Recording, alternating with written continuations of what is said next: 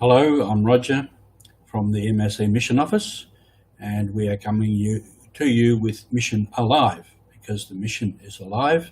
The mission of Jesus Christ, the mission of the church is alive. Today is the feast day of Blessed Peter Tarot from Papua New Guinea, and this is a little booklet which is his story, and a very good story, well written, not only about Peter Tarot, but about the mission from the beginning.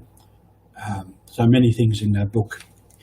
And I want to talk about, I talked about him previously and how he died at the hands of the Japanese because he continued to do his work as a catechist and would not stop. And in some way, he was feared by the Japanese. But I want to go back a little bit further and think of the missionaries who came. They were on mission. They're following the mission of Jesus Christ to evangelize the whole world.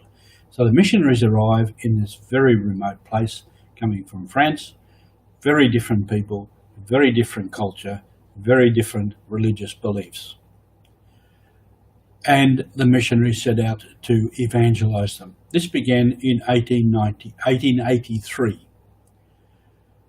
The beginning was made under Father André Navarre. Bishop Louis Coupé became the bishop in that area around Rabaul in 1889 and began the work. And he saw his work as to evangelize the people.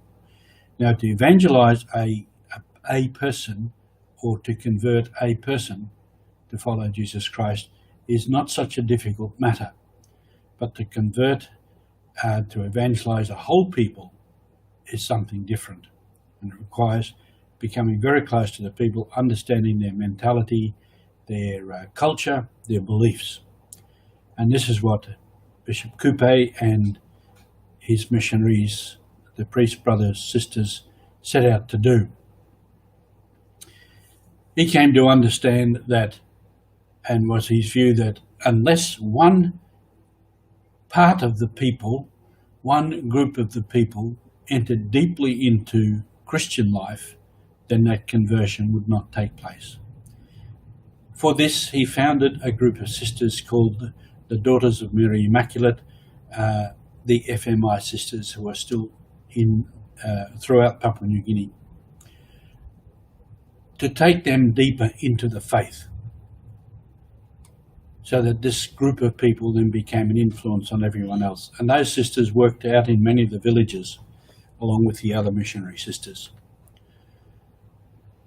Within that too, the catechists became important, because under different governments, there, the German and then the Australian, there was this thing called the spheres of influence, that if a particular church was in an area, another church could not go into that area. So when people expressed that they wanted the Catholic Church, Coupé sent in a catechist first to begin the evangelization process. And then later was able to send in priests and religious. And this is where someone like Peter Tarot takes up the role. So the catechists became important people in that missionary situation. So Peter Tarot was in that mould. Also, Peter Tarot's father was baptized in 1898 and was then one of the first generation of baptized people, he and his wife and family. And in this little booklet, I'll just read a little bit, that his father, Angelo Topuya, and mother belonged to the first generation of baptized Catholics in the region. His parents were esteemed among his fellow tribesmen, not only for their social position, but also for their integrity of character.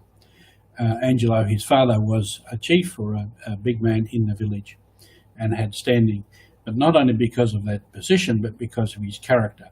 So Peter Tarot then is born into this family and grows up in this family. He was born in 1912. So by the time by the time the war came and the Japanese appeared, he was a mature man, married himself, and an experienced catechist. And this is the process of evangelization that takes place. So Peter was second generation Catholic, and because of his family, he had some standing in the village and with the people, and which he added to that his own integrity of character. And eventually, in the history of it, he was killed by the Japanese for carrying out his work. Now today we have to face the question, how do we evangelize the world today?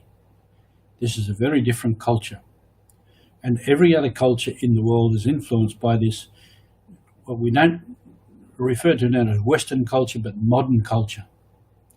All the things of modern culture have penetrated to practically every corner of the world and is changing the culture of the people. So we need to think and we need to work towards, how do we evangelize this world today? How do we evangelize this modern culture? Who are the people, the individuals needing conversion? What groups of people need conversion, need change? And how do we, as those who are converted, continue to work on this and deepen our faith? Many questions in this, many things to be sorted out and talked about. But the mission is alive today as it was for Peter Tarot. Thank you.